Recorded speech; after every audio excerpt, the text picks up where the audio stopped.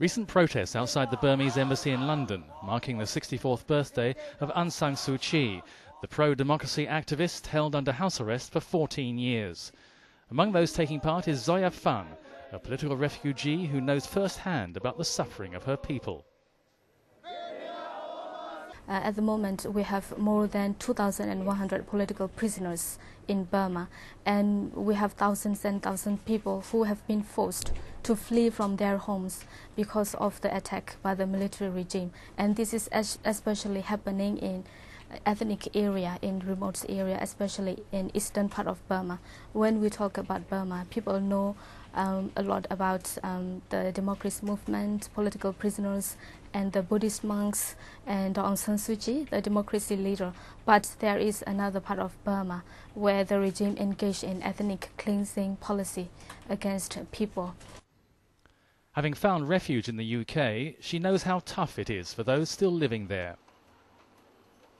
More than 3,300 villages have been destroyed in the past 15 years alone, and that is only in eastern part of Burma, and people are used as slave labor.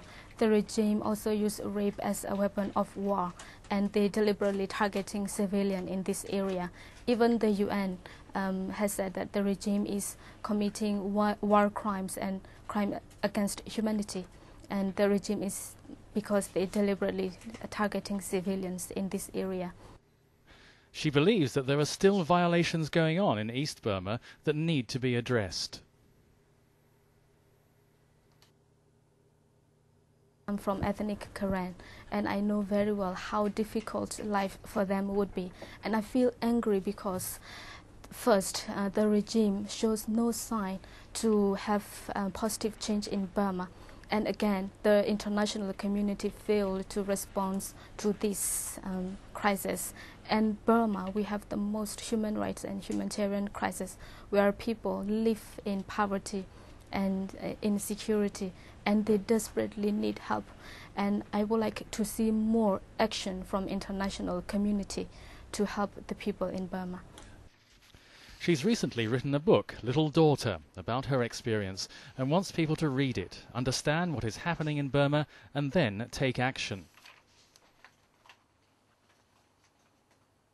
The main aim of my book is to raise awareness about what is going on in my homeland by using my personal story and tell the world about this. And by reading my book, I just don't want people to be better informed, but I want them to feel angry, and I want them to do something about Burma, and I want them to take action, and I want the UN Security Council to take concrete action against the regime. It's also hoped the 64 Words for Aung San Suu Kyi's campaign to mark her 64th birthday will put international pressure on Burma to release the pro-democracy leader.